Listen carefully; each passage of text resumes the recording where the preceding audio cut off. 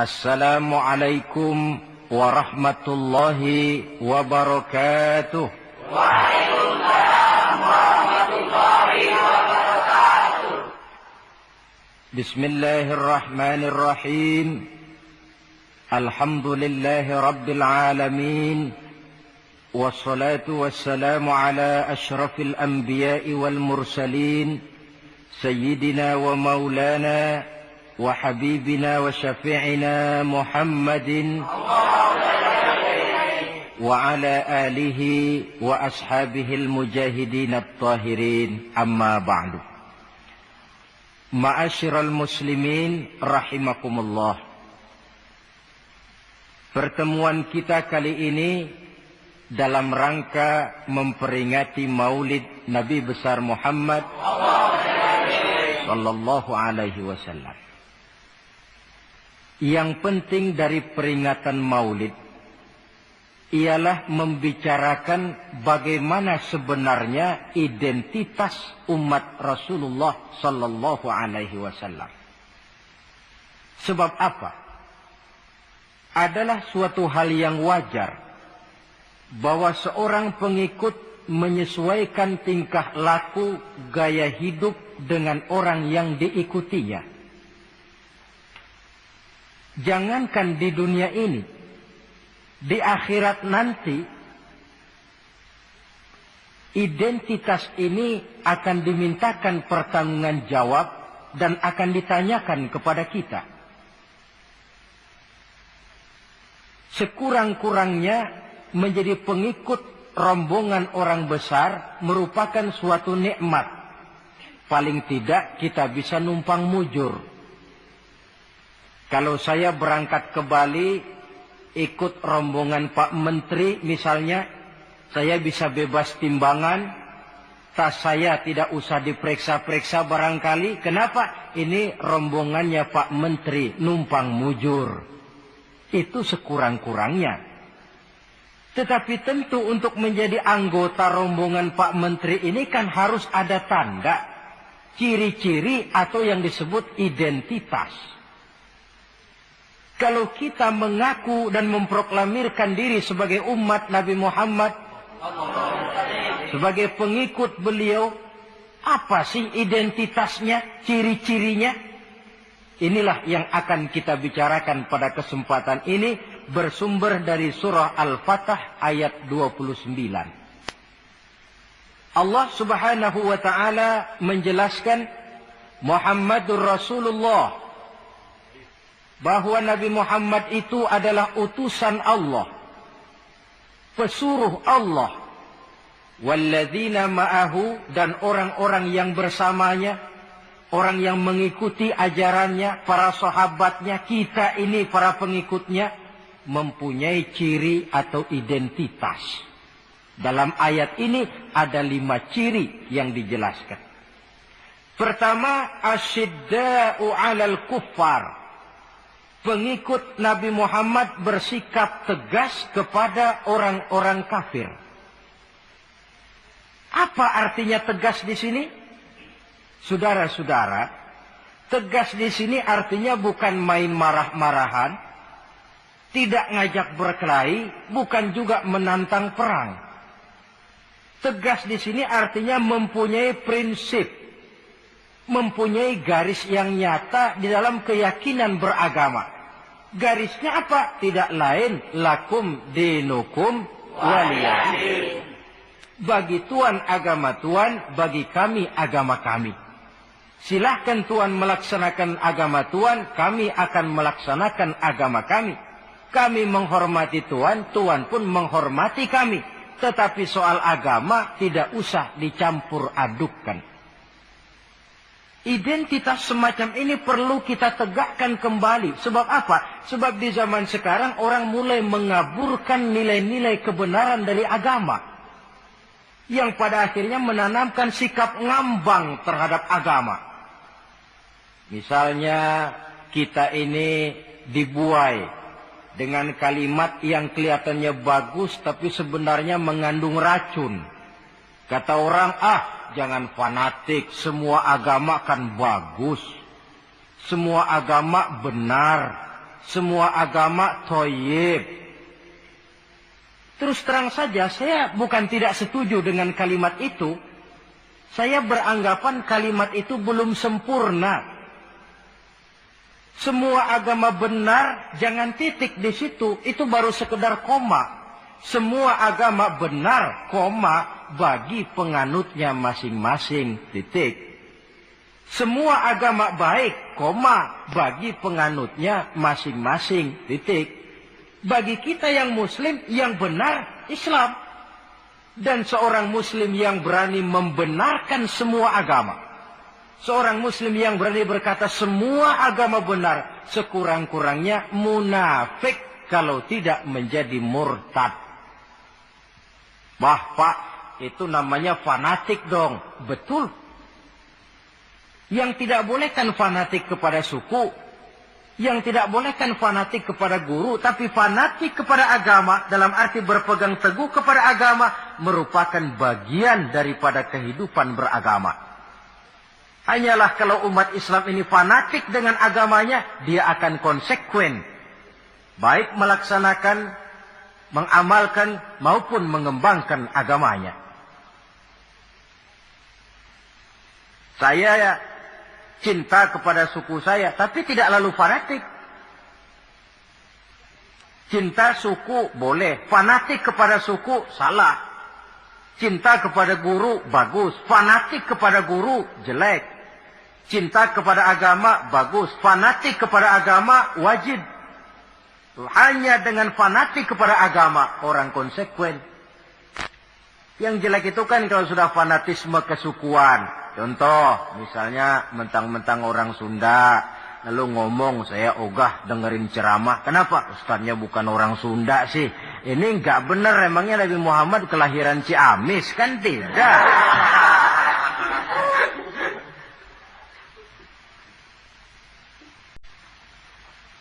Toleransi ada tempatnya. Tetapi tidak menyangkut masalah-masalah ritual. Tidak menyangkut masalah-masalah ibadah. Soal bikin jalan umum, mari bersama saudara-saudara kita yang lain agama. Membangun puskesmas, mari bersama-sama. Menjaga keamanan, mari sama-sama. Tapi kalau sudah menyangkut masalah ibadah, kembali kita kepada prinsip lakum dinukum waliyadin. Bagi Tuhan silahkan melaksanakan agama Tuhan, kami pun akan melaksanakan agama kami. Silahkan menyebarkan agama, tetapi jangan kepada orang yang sudah beragama. Ini batas toleransi. Jangan menyebarkan agama kepada orang yang sudah beragama. Maka dalam sejarah sudah dibuktikan, alhamdulillah, kalau kita mau objektif menilai sejarah, ketoleransian umat Islam itu sudah dibuktikan oleh fakta sejarah. Tetapi tanpa harus mengorbankan nilai-nilai akidah. Keyakinan-keyakinan yang harus kita jaga dan kita pertahankan. Taruhlah kita sekarang masih disanggup berkata dan berpendirian semacam itu. Anak kita, keturunan kita, generasi yang akan datang.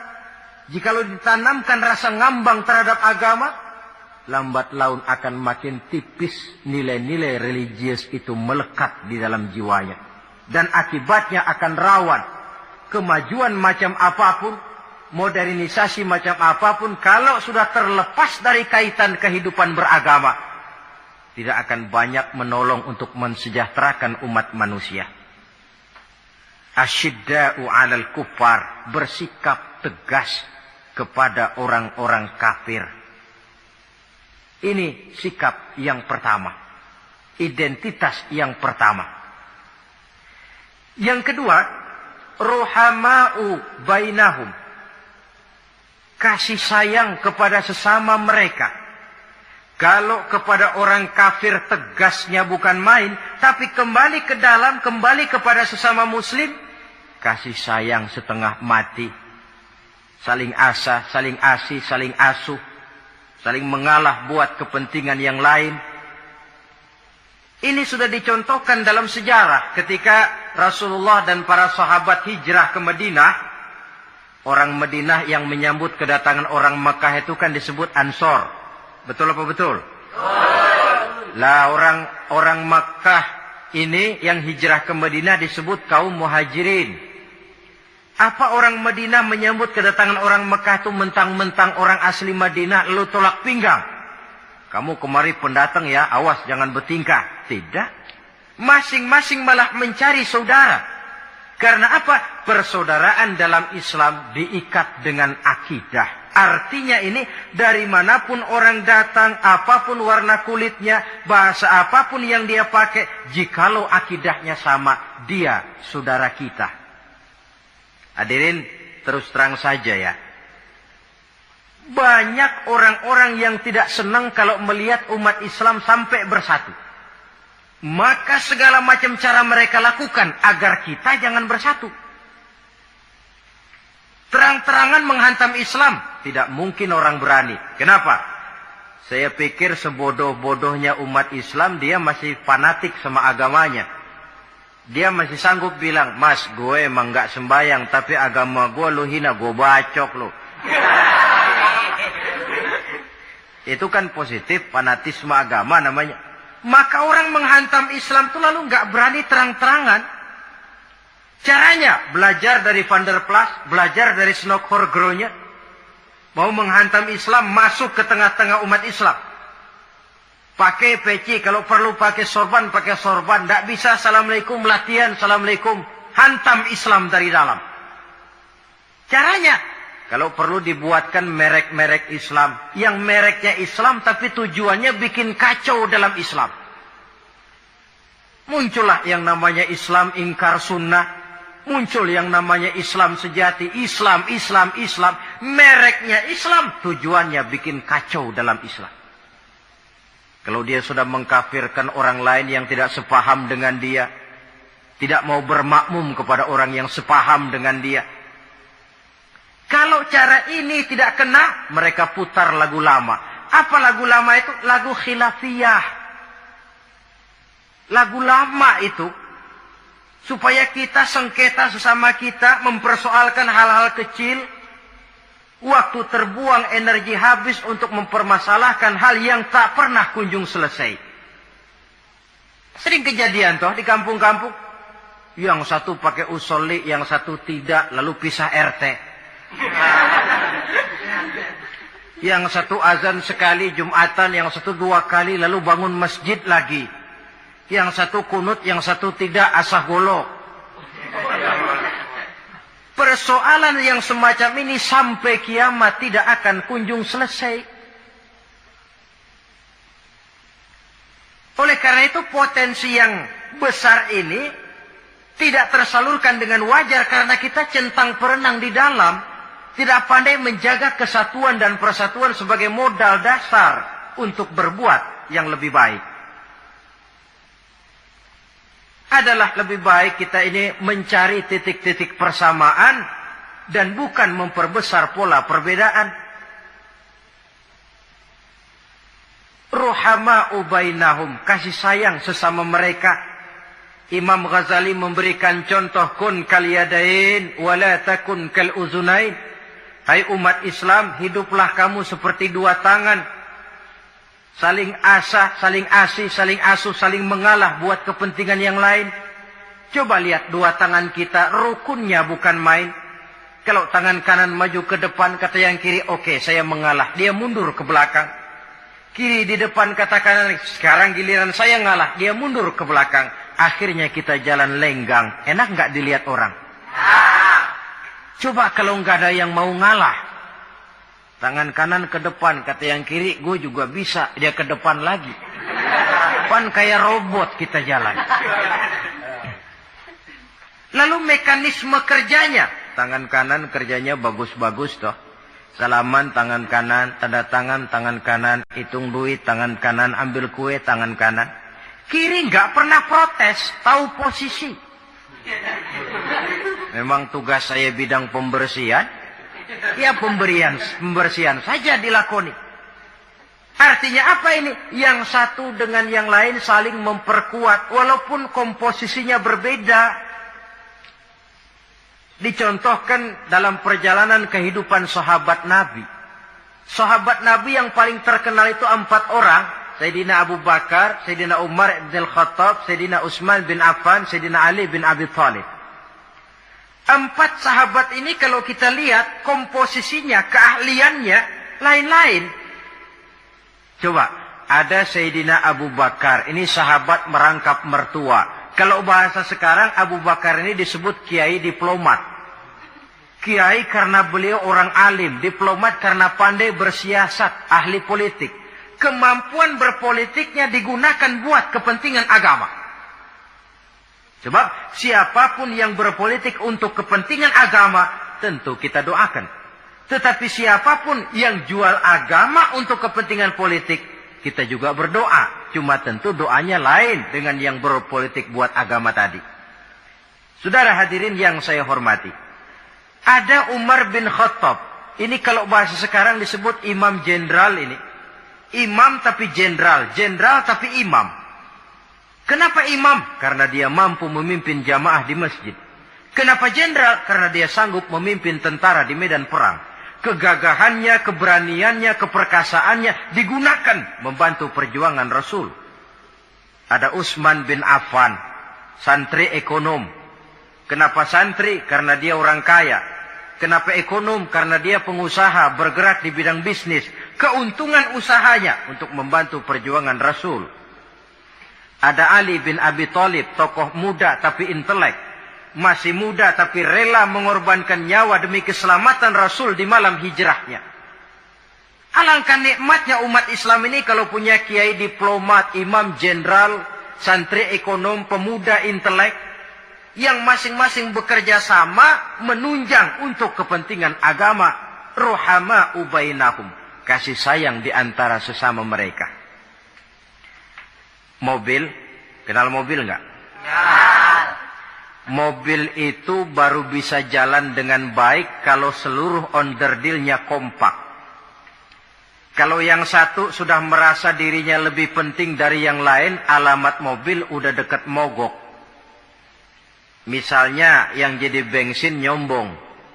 Kalau enggak lantaran saya, enggak bakalan jalan nih mobil. Bannya denger, sombong. Kata ban, sombong kamu bensin. Apa kamu kira kamu saja yang penting? Saya tersinggung, kata ban, lalu kempes. Kira-kira kalau ban kempes jalan enggak mobil? Begitulah umat ini. Kayak satu bangunan, ada yang jadi jendela, pintu, tiang, genteng dan sebagainya. Tetapi satu sama lain hendaknya saling memperkuat. Kalau tidak, kita ini pernah diramalkan oleh Nabi, yushiku an tada'a alaikumul umam kama tada'al akalatu ala qas'atiha. Satu saat akan datang di tengah-tengah kamu di mana keadaanmu waktu itu seperti makanan di meja makan. Coba bayangkan, menurut Rasul satu saat kondisi umat Islam akan seperti makanan di atas meja. Yang barat mau makan, yang timur mau santap, yang selatan mau ganyang, yang utara mau injak-injak. Satu saat kondisi umat Islam akan seperti itu. Heran sahabat, ya Rasulullah, kok kita bisa dikepung begitu rupa? Iya. Apa pada waktu itu jumlah kami sedikit ya Rasulullah? Tidak, kata Rasul. Bal antum yauma idzin katsir. Jumlahmu pada waktu itu banyak, besar, kamu mayoritas. Cuma sayang, kata Nabi, walakinnakum ghusaa'un ka ghusaa'is sail. Tetapi keadaanmu waktu itu seperti busa di lautan. Banyak tapi centang perenang. Banyak tapi tidak punya daya dan kekuatan. Dipermainkan gelombang lautan, dihempaskan ke tepian pantai tanpa punya makna dan arti. Mayoritas tapi nasibnya ironi. Lantaran apa ini? Kita tidak pandai menjaga kesatuan dan persatuan. Prinsip ruhama ubainahum, kasih sayang di antara sesama mereka, belum bisa kita wujudkan. Oleh karena itu, hadirin yang saya hormati, identitas yang kedua ini, mari kita tegakkan. menggalang kesatuan dan persatuan untuk kejayaan agama yang kita cintai. Soal posisi silahkan berbeda, soal profesi silahkan berbeda, tetapi hendaknya perbedaan ini tidak menyebabkan persimpangan tujuan. Satu sama lain saling memperkuat. Identitas yang kedua, bahwa kita sudah diikat dengan akidah, tidak oleh ras, warna kulit, suku, bahasa, oleh akidah. Satu kali orang sudah syahadat, dia adalah saudara kita. Sudah lewat masanya di mana kita umat Islam ini dikotak-kotakan, dan sudah datang waktunya di mana kita bersatu, saling menunjang, saling membantu, sehingga dengan demikian terwujudlah satu masyarakat yang diikat dengan nilai-nilai akidah. Ini yang kedua, kasih sayang kepada sesama muslim. Satu badan itu kalau yang satu sakit, yang lain kan akan ikut merasa sakit. Saudara jalan tengah malam, ibu jari tersandung batu, beletak. Begitu ibu jari tersandung batu, kontan darah keluar. Mulut bilang aduh, kepala ikut pusing, enggak pakai diundang. Solidaritas sosial yang terjadi secara reflektif. Tidak ada ibu jari tersandung, mulutnya malah ngomel, rasain lo. Masa nyumpain badan sendiri, kan tidak mungkin. Tapi ini yang terjadi, kita lihat. Akibat apa? Tidak terwujudnya solidaritas sosial yang bersifat refleksif tadi. Nah, inilah saudara-saudara identitas yang kedua.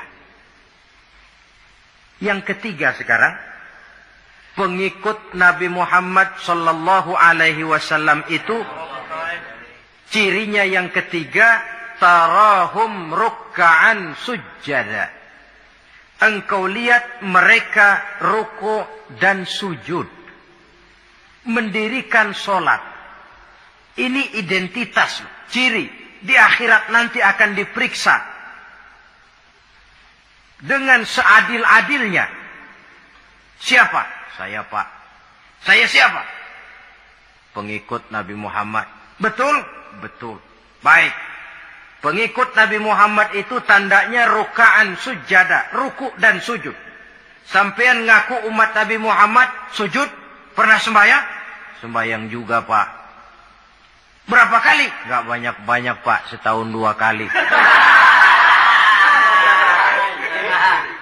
Kapan itu? Idul Fitri sama Idul Adha. Kata petugas, syarat kurang, minggir. Sebab sering dikatakan sholat itu kan ada yang harian, ada yang mingguan, ada yang tahunan. Ada yang sholatnya harian. Yang harian ini juga 2 macam. Ada yang belang-belang, ada yang mulus. Kalau yang belang-belang itu kalau zuhur sholat, asar out. Asar kepegang, maghribnya melayang. Maghrib ketangkap, isaknya terbang. Itu lumayan ketimbang yang seminggu sekali cuma Jumat saja. Yang Jumat pun agak lumayan lah daripada yang setahun 2 kali cuma Idul Fitri dan Idul Adha. Tetapi bagaimanapun juga sholat ini memang merupakan keperluan dalam kehidupan kita. Ciri identitas yang memperkaya kepribadian. Pengikut Nabi orangnya ruku dan sujud. Sehingga di zaman sahabat tadi kondisi mereka digambarkan kalau siang seperti kuda perang, tetapi kalau malam seperti pendeta. Maksudnya apa? Di medan perang mereka gagah, tapi kalau sudah ruku dan sujud bukan main khusyuknya. Ruku dan sujud. Dengan kata lain, ciri pengikut Nabi Muhammad orangnya mendirikan sholat. Nah, masalahnya sekarang apa perlunya sholat dalam kehidupan kita? Yang jelas dia untuk menggembirakan Allah kok. Se-ASEAN orang tidak ada yang sholat, Allah tidak akan berhenti jadi Tuhan. manfaatnya akan kembali kepada kehidupan. Nah, apa perlunya sholat dalam kehidupan kita? Ada beberapa hal yang bisa kita angkat ke permukaan tentang perlunya sholat ini. Jadi sholat itu perlunya kita. Sehingga suatu saat nanti kita tidak lagi berkata saya wajib sholat. Tapi kita akan berkata saya perlu sholat. Apa perlunya sholat dalam kehidupan kita? Pertama, sholat itu membuat orang rendah hati. Tidak melonjak menjadi angkuh dan sombong. Yang kedua, sholat itu membuat orang tahu diri. Yang ketiga, sholat itu mendatangkan ketenangan jiwa dan ketentraman batin. Lantaran orang punya sandaran vertikal kepada Allah.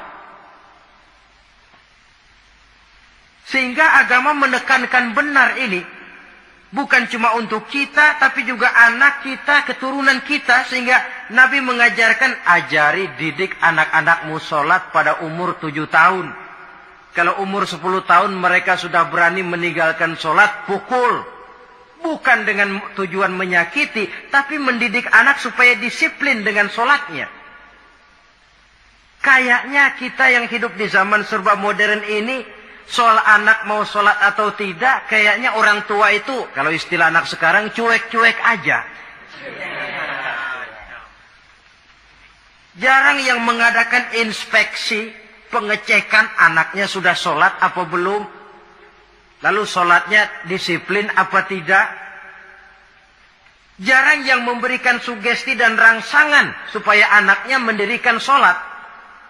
Saya jarang mendengar orang tua muslim yang berkata, nak, kalau kau hafal Fatihah dengan artinya bapak beliin sepatu baru. Nak, kalau kau hafal juz amma, bapak beliin sepeda. Sugesti untuk hal-hal yang bersifat agama sangat langka. Tapi kalau sudah hal-hal yang bersifat umum, wah, nak, kalau kamu lulus nanti SD ya, kita piknik ke Tangkuban Perahu, lulus SMP tur ke Bali, lulus SMA piknik ke Singapura. Rangsangan dan dorongan, baguslah itu. Tetapi alangkah akan lebih bagusnya jika untuk hal-hal yang bersifat agama kita pun sanggup memberikan sugesti, rangsangan dan dorongan kepada anak-anak kita. Sehingga sejak kecil mereka sudah terbiasa dengan sholat. Sejak kecil mereka sudah disiplin dengan sholatnya. Sebab kalau tidak, kayu itu kalau mau dibengkokkan pada saat dia masih kecil. Kalau sudah besar baru mau dibengkokin, repot kayu itu. Membentuk orang soleh itu harus dimulai sedini mungkin. Karena itu salah satu fungsi solat Allah jelaskan, inna sholata tanha 'anil fahsya wal munkar. Bahwa solat yang dikerjakan dengan betul mampu mencegah manusia dari perbuatan yang keji dan munkar. Jadi dengan kata lain,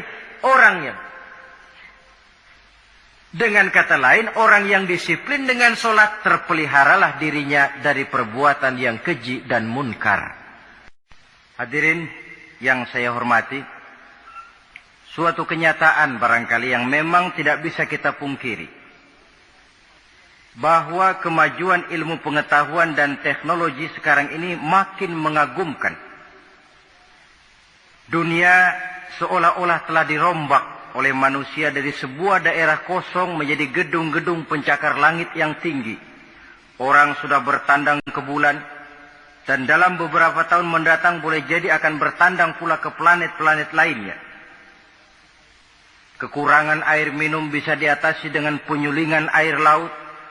Kekurangan areal pertanian bisa diatasi dengan merombak gurun pasir yang gersang dan tandus menjadi sawah ladang yang menghasilkan kebutuhan hidup manusia.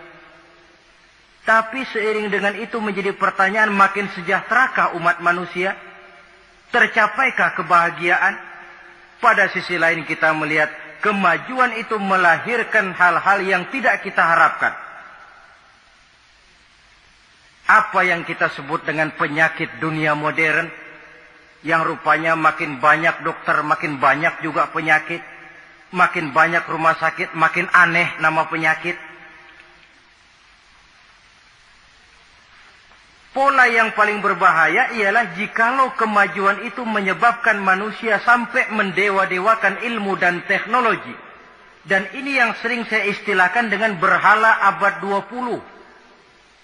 Kalau dulu orang menyembah berhala yang namanya Latta, Uzza, Manat, Hubal, orang zaman sekarang secara tidak langsung banyak yang menjadi penyembah komputer, penyembah sains dan teknologi, mendewa-dewakan otak, lalu lupa bahwa sepanjang yang bisa dilakukan oleh manusia adalah berusaha dan berusaha, sementara ketentuan mutlak datang dari Allah Subhanahu wa ta'ala.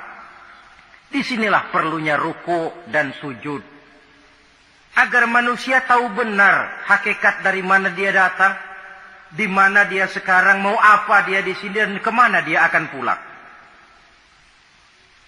Oleh karena itu, pada kesempatan ini saya mengajak, marilah identitas ini kita tegakkan dalam diri kita, menjadi pengikut yang ruku dan sujud di hadapan Allah. Sebab di sana terdapat sumber kekuatan.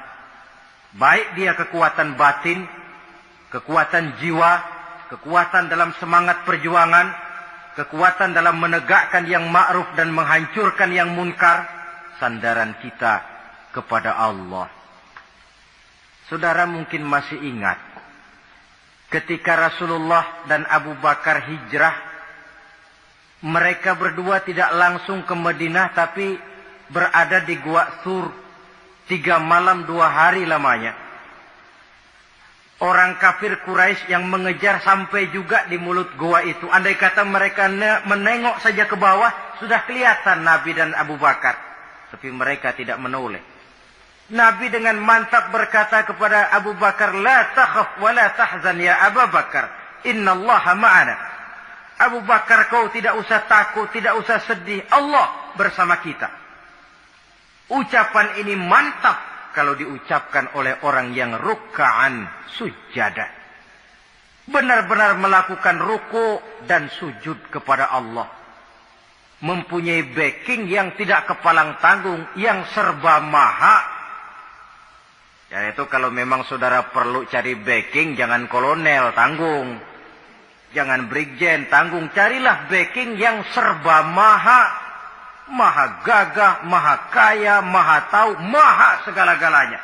Berbackinglah kepada Allah saja. Dengan jalan ruk'an sujada, ruku dan sujud dalam kehidupan ini.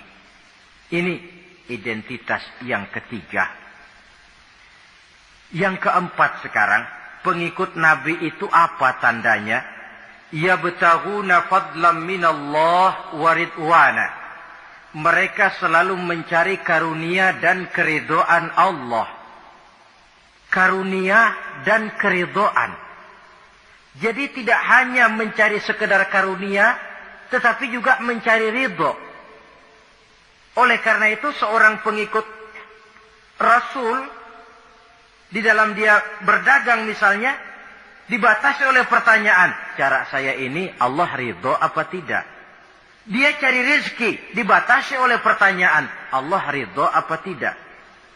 Dia menginginkan jabatan yang tinggi, tapi tetap dalam kerangka pertanyaan, kalau cara ini Allah ridho apa tidak? Sehingga tidak lantas menghalalkan cara apapun halal asal tujuan tercapai, itu kan caranya PKI. Asal tujuan tercapai cara apa saja halal. Seorang muslim pengikut baginda Nabi tidak diajarkan semacam itu. Kenapa perlu mencari keridhaan Allah, karunia yang Allah ridho? Karena apapun yang kita pakai, apapun yang kita makan terutama, jikalau bersumber dari sesuatu yang Allah tidak ridho, katakan yang haram misalnya, akan mempengaruhi gaya dan gerak hidup kita. Contoh, kata Imam Ghazali, kalau engkau terlalu senang memakan makanan yang haram, dia akan mempengaruhi caramu berpikir, sehingga kau akan cenderung berpikir yang haram.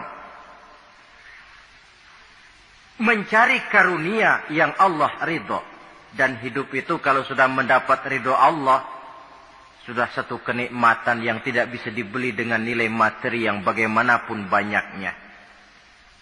Karena itu biarlah kita orang mukmin ini di dunia hidup kaya asal Allah ridho saja. Enggak apa-apa. Biar rumah kita gedung, punya mobil bagus, uang banyak. Kalau Allah ridho, enak. Daripada sudah melarat, tinggal di pinggir kali, rumahnya gubuk, Allah marah lagi. Kapan mau senang orang macam begitu? Jadi biarlah kita ini bahagia di dunia, asal di akhirat masuk surga. Tidak apa-apa. Mencapai kebahagiaan di dunia dan di akhirat. Cari karunia Allah sebanyak-banyaknya. Karena memang bumi dan segala fasilitasnya diperuntukkan bagi manusia. Dan karunia Allah itu ada dimanapun kita pergi. Dahulu ketika turun perintah hijrah, sebagian sahabat berpikir-pikir, kalau saya hijrah ke Madinah, di Madinah mau makan apa saya? Ini Mekah kan jelek-jelek kampung sendiri. Umpama kepepet, ngutang-ngutang dikit, orang masih percaya lah. Kalau ke Madinah, ngutang sama siapa? Takut dia kalau hijrah ke Madinah tidak dapat makan. Allah memberikan jaminan, qul li'ibadiyalladzina amanu inna ardi wasi'ah fa iyaya fa'budu. Katakan kepada mereka Muhammad, hai hamba-hambaku yang beriman, bumiku ini luas. Di Mekah kau makan, hijrah ke Madinah juga kau akan makan. Apalagi hijrahmu karena membela agama. Jangan karena membela agama kau takut kelaparan. Artinya apa? Karunia Allah itu ada dimanapun.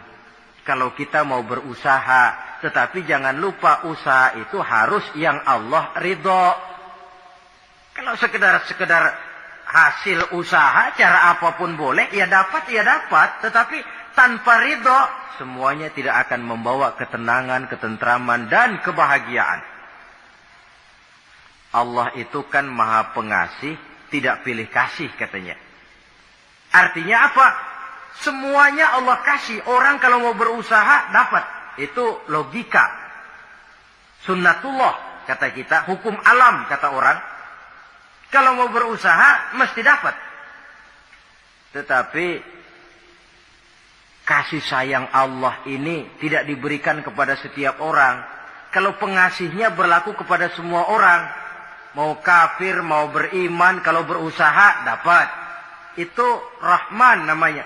Tapi Allah tidak cuma Rahman, Allah juga Rahim, Maha Penyayang. Bedanya apa? Orang yang dikasih itu belum tentu disayang. Tetapi kalau disayang, mesti dikasih. Kalau tidak dikasih, tentu ada pertimbangan lain untuk kepentingan kita. Misalnya, anak kita baru kelas 1 SMP, datang, Pak beliin motor buat sekolah. Kita lalu menilai anak ini nggak ada motor saja, kadang-kadang jarang sampai ke sekolah. Apalagi dibeliin motor, bisa dari rumah berangkat ke sekolah nggak sampai. Tidak dibelikan bukan karena tidak sayang, justru karena sayangnya ada pertimbangan lain untuk kepentingan si anak. Tetapi kadang-kadang anak sendiri berpikirnya lain.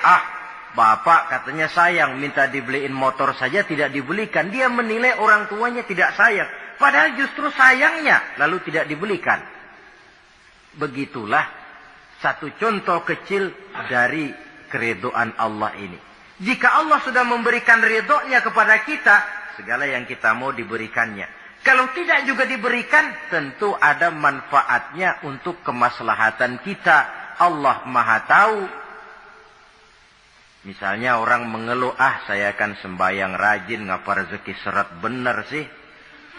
Apa saya berhenti lagi sholat? Allah lebih tahu maslahatnya. Barangkali potongan kayak kita ini kalau diberikan rezeki banyak sedikit, lalu berhenti ke masjid. Rezeki lu segini aja dah, lu jadi rajin ke masjid. Ada manfaatnya buat kepentingan kita. Mencari karunia yang Allah ridho. Dalam alam yang terbentang luas ini, karunia Allah terhampar luas. Tinggal kita mencari. Dan untuk mencari itu diperlukan keahlian. Keahlian hanya timbul karena pendidikan. makin ke depan persaingan hidup makin tajam tanpa membekali diri, terutama generasi kita yang akan datang, anak-anak kita, boleh jadi mereka akan tersudut ke pojok-pojok kehidupan untuk kemudian lebih banyak jadi penonton daripada sekedar pemain. Dan kerugian akan kembali kepada kita. Karena itu cari karunia Allah sebanyak-banyaknya, tapi dengan garis bawah yang Allah ridho. Sekali lagi, carilah karunia Allah sebanyak-banyaknya dalam kehidupan ini, tetapi dengan menggarisbawahi yang Allah ridho. Inilah identitas yang keempat. Yang kelima sekarang, identitas yang terakhir, simahum fi wujuhihim min atharis sujud.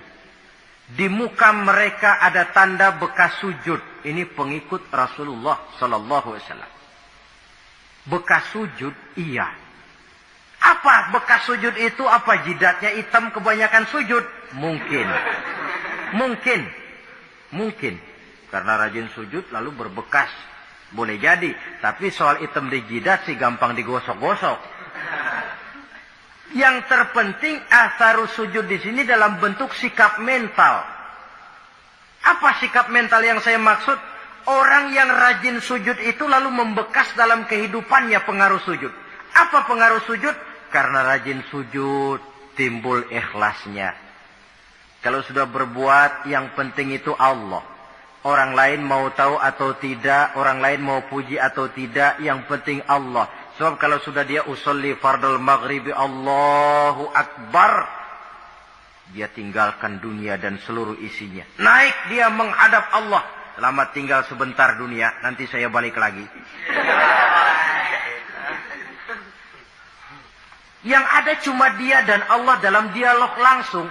Timbul keikhlasan, terjemahannya dalam kehidupan. Berbuat tanpa pamrih, tidak suka menepuk jasa dan menghitung jasa. Sebab biasa orang itu kalau sedang perang tidak sempat ngaku jadi pahlawan. Tapi kalau perang sudah selesai, yang gak kenal bedil ngaku pahlawan.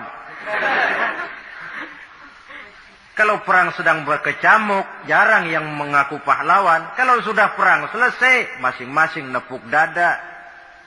Seorang yang ikhlas, seorang yang berbuat tanpa pamrih, dan ini pengaruh sujud dalam kehidupan. Lalu apalagi timbul jujurnya. Kenapa? Kalau dia sholat zuhur 4 rakaat, lalu umpama selesai 3 rakaat dia salam, orang lain tentu tidak tahu dia korupsi 1 rakaat. Tapi kenapa tidak dia lakukan? Ada Allah sih yang tahu. Timbul kejujuran, disiplin murni yang berakar dari hatinya sendiri. Lalu apa lagi? Kesabaran. Dilatih lewat sholat. Kalau belum selesai 4 rakaat, jangan berhenti sholat isya umpamanya. Dan banyak lagi pengaruh-pengaruh atharus sujud. Ini di dunia. Di akhirat nanti kata Nabi, inna ummati ya'tuna yaumal qiyamah ghurran muhajjalin min atharil wudu. Umatku di hari kiamat nanti akan datang menghadap Allah dengan muka berseri-seri dari sebab air wudu. Mukanya bersinar-sinar karena di dunia rajin wudu. Sehingga barangkali di akhirat nggak perlu ngaku-ngaku kita. Ya Rasulullah, saya umatmu, tidak perlu. Rasulullah lihat sendiri, wah ini mukanya bersinar-sinar. Ta'ali ummati, umatku sini, umatku sini. Kalau di dunia rajin kena air wudu. Ya rajin wudu artinya kan rajin sholat. Masa ada orang wudu aja nggak sholat, kan model. Kalau muka tidak pernah tersentuh wudu, kalau muka tidak pernah sujud, teriak-teriak kita mengaku ya Rasulullah, saya umatmu ya Rasulullah. Kata Rasulullah, nggak ada umat saya yang dekil kayak sampean.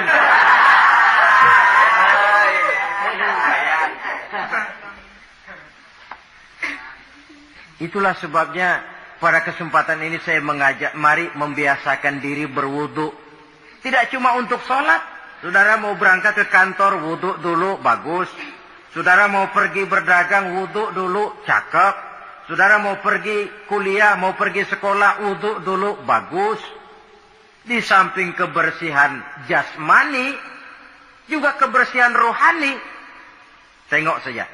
Kalau kita membasuh tangan pada saat wudu mulai, Allahumma inni as'alukal yumna wal barakah wa a'udzubika minasyu'mi wal halakah. Itu kan yang kita baca? Ya Allah, saya mohon keberkahan di dua tangan ini. Supaya tangan ini kalau dibawa dagang untung, dibawa menanam lalu panen, dibawa berusaha menghasilkan rezeki. Dan saya berlindung kepadamu ya Allah, jangan sampai tangan ini membawa kesialan dan kecelakaan. Berlindung kepada Allah jangan sampai jadi punya tangan sial. Dipakai dagang rugi, dipakai nanam pohonan mati, dipakai mukul orang.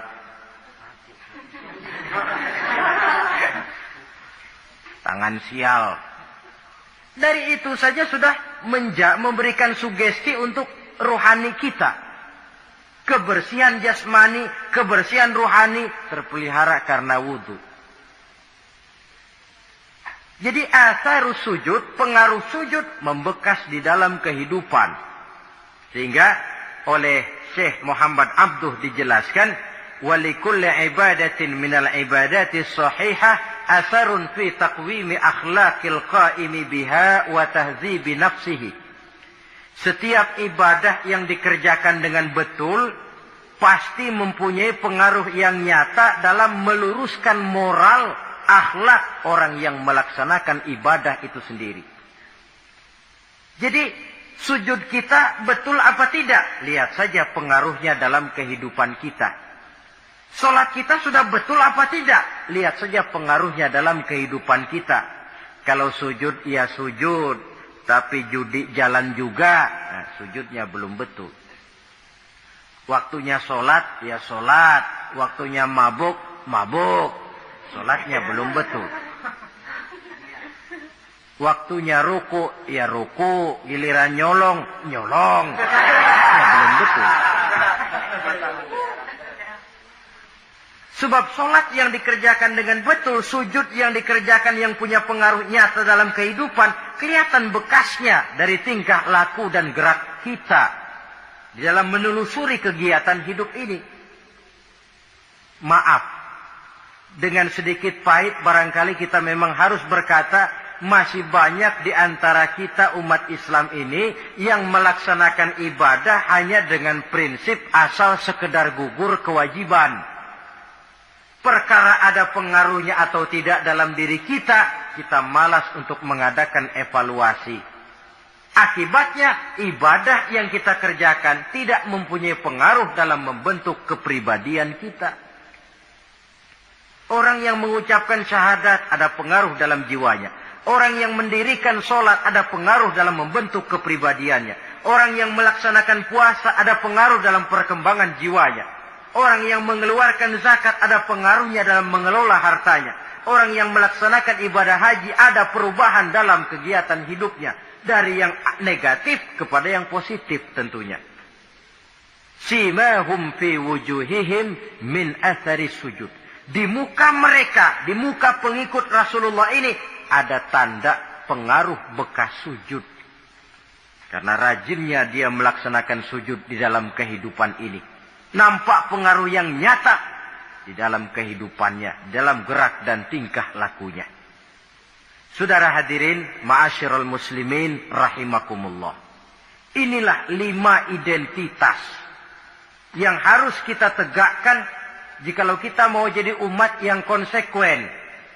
Tidak sekedar bangga-banggaan menyandang titel umat Nabi, apalagi konon mengharapkan syafaatnya di akhirat nanti, padahal sebagai pengikut kita tidak menyesuaikan diri dengan yang kita ikuti. Bagaimana mau mengharapkan fasilitas yang namanya syafaat?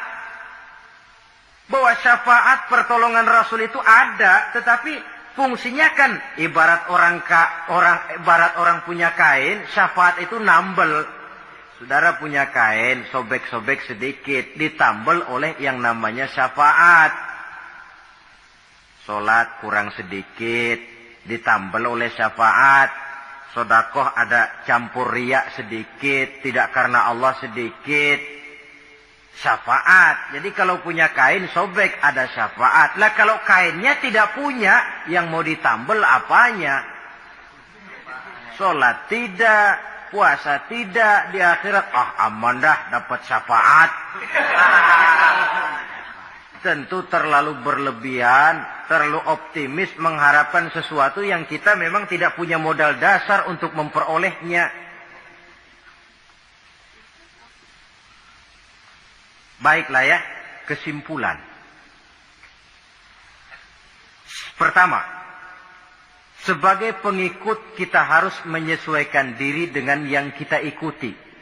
Identitas. Suatu umat hanya akan berwibawa, hanya akan dihitung dan dipandang orang kalau dia tegak dengan identitasnya.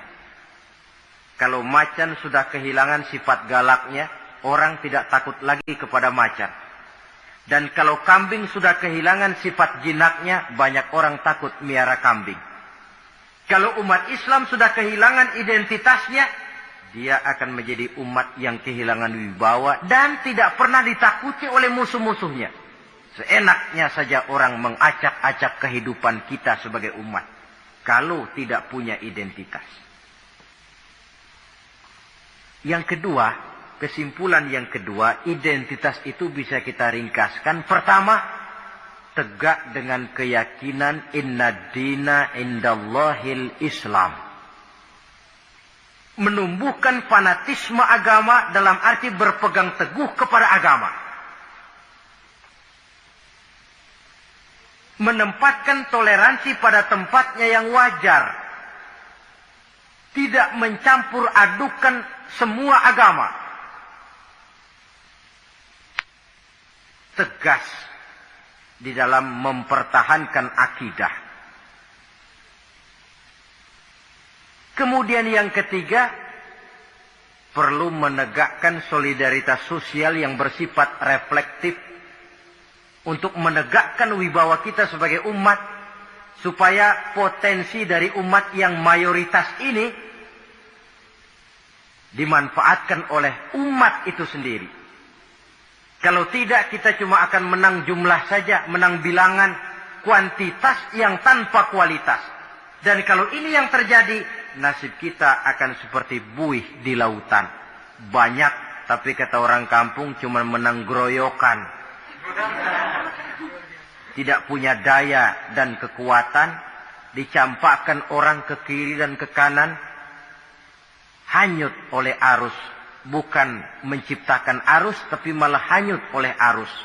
Bukan menciptakan model, tapi malah mengikuti model. Bukan menciptakan irama tersendiri, malah diatur oleh irama orang lain. Ini yang menyebabkan ironi. Tegaklah dengan kesatuan dan persatuan, dengan lebih memperbanyak mencari titik-titik persamaan, dan bukan memperbesar titik-titik perbedaan. Yang keempat, rukuk dan sujud sebagai sandaran vertikal kepada Allah. Selama kita umat ini masih rajin rukuk dan sujud, selama itu pula nilai optimisme masih ada dalam jiwa dan diri kita. Ya Allah, persilahkan orang memperlakukan kami sesuka hatinya, tapi kami yakin ya Allah, Engkau tidak akan mendiamkan. Satu saat pertolonganmu mesti datang. Itu akan mantap kita ucapkan kalau kita melaksanakan rukuk dan sujud. Tapi kalau kita sendiri jauh dari Allah, malapetaka makin datang berlipat ganda. Sudah orang meremehkan kita, yang kita harapkan menolong kita pun pada akhirnya malah menginjak-ninjak. Sudah jatuh tertimpa tangga. Jatuhnya sakit, ketimpa tangga lagi. Musibah yang beruntun. Rukuk dan sujud sebagai sandaran vertikal. Yang kelima, karunia Allah dan keredoan Allah jangan dipisah. Cari karunia sebanyak-banyaknya, tetapi dalam batas-batas yang diridhoi Allah. Sebab kalau tidak, karunia itu akan makin membuat kita jauh dari Allah. Ilmu karunia itu. Tapi kalau tidak diridhoi Allah, Nabi ingatkan, man izdada ilman wa lam yazdad huda, lam yazdad minallahi illa bu'da. Orang yang bertambah ilmu, tapi tidak bertambah hidayah, dia hanya akan semakin jauh dari Allah. Jauh dari Allah menimbulkan kegersangan dalam jiwa, kepanasan dalam hati, sehingga jauhlah kita dari ketenangan hidup. Karunia yang Allah ridho. Dan Islam melarang umatnya untuk berpangku tangan menunggu keajaiban dari langit. Berusaha, berikhtiar, berdoa, lalu bertawakal kepadanya. Yang terakhir, hendaknya ibadah yang kita kerjakan dievaluir, ditinjau kembali. Apa pengaruhnya dalam kehidupan kita? Sebab setelah selesai melaksanakan suatu ibadah, hendaknya nilai ajaran yang terkandung dalam ibadah itu bisa kita terjemahkan dalam kehidupan kita. Sehingga gerak kita dalam sholat dengan tingkah laku kita di luar sholat ada kesinambungan. Gerak kita di dalam bulan Ramadan dengan tingkah laku kita di luar Ramadan ada kesinambungan. Namanya ibadah yang kita kerjakan ada pengaruhnya dalam memperbaiki kehidupan kita. Dengan satu prinsip, ibadah itu kita kerjakan adalah kemanfaatannya kembali kepada kehidupan kita. Saudara hadirin yang saya hormati, inilah pembicaraan kita pada pertemuan kita kali ini. Dengan harapan tentunya, dalam memperingati Maulid kita tidak hanya sekedar melakukan satu tradisi, tidak hanya sekedar hura-hura, tidak hanya sekedar ikut-ikutan, sebab bagaimanapun peringatan semacam ini bukan tujuan. Ini cuma sekedar alat. Kalau peringatannya yang jadi tujuan, selesai memperingati, selesai sudah. Kayak saudara tujuannya mau ke Bogor. Kira-kira kalau sudah sampai Bogor pulang lagi enggak? Pulang. Kenapa? Tujuan sudah tercapai. Tujuannya cuma memperingati Maulid. Sudah selesai. Ya sudah selesai segala-galanya. Yang tidak sholat kembali tidak sholat. Yang teler kembali teler. Pokoknya kan udah Maulid. Nah, itu kalau dijadikan tujuan. Maulid sekali lagi bukan tujuan. Cuma sekedar alat.